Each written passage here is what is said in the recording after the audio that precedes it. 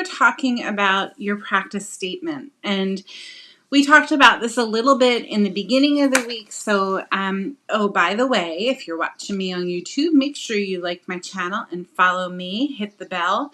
And if you just go back a couple of days from this video, you'll see that we've talked about the practice statement a little bit so far. So what I want you to know is that there are so many reasons to spend time creating an efficient and effective practice statement. And the big ones are that the biggest one really is that your practice statement, or a lot of people know it as a mission statement, it's going to become, look at my sneakers, you guys.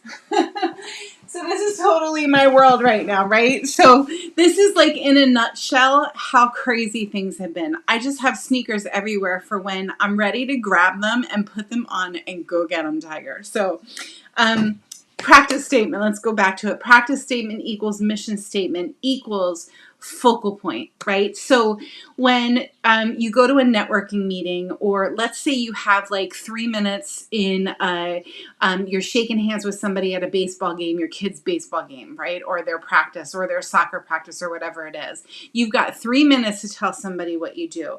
If you have your practice statement or your mission statement memorized, you say it every morning, you look in the mirror, you recite your practice statement, even if it's 4 words long, right?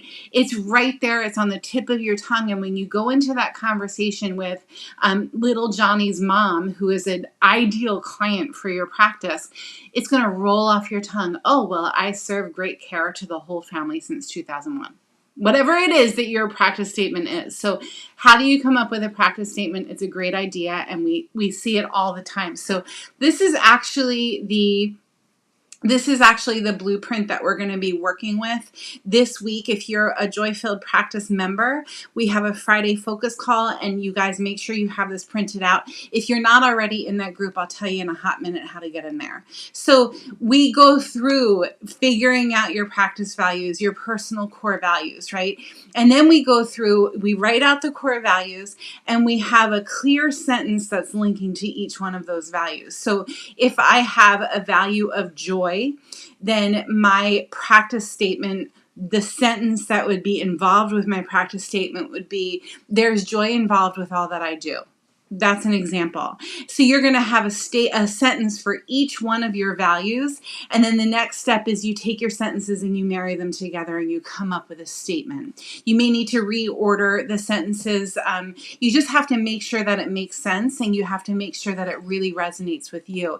And that if you are in fact talking to little Johnny's mom at soccer practice and she's your avatar, she's your perfect practice member, which we're going to start talking about next week, it will resonate with her too.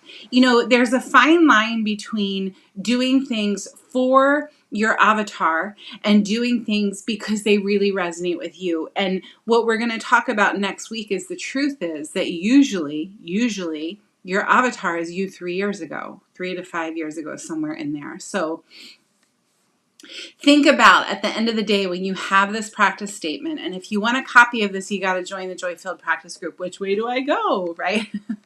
So if you once you have this statement, then you got to commit it to memory. You got to share it everywhere. You got to put it front and center so that there's no guesswork when it comes to who you are and what you do and what your practice is all about.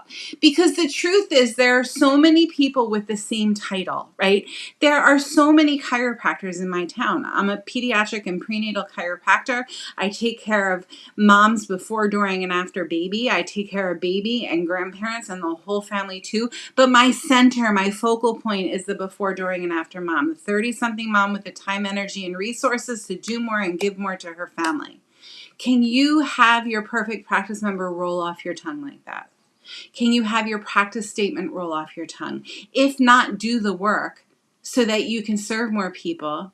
You can serve them with joy and automation at the base of everything that you do. So if you're not already in the Joy-Filled Practice group, just go to joyfilledpractice.com. It costs $1 to join. It's not a financial investment. It's really a group that is jam-packed with content, you guys. There's so much. And every Friday we go into, we're going through a worksheet very similar to the one that you see here. Okay.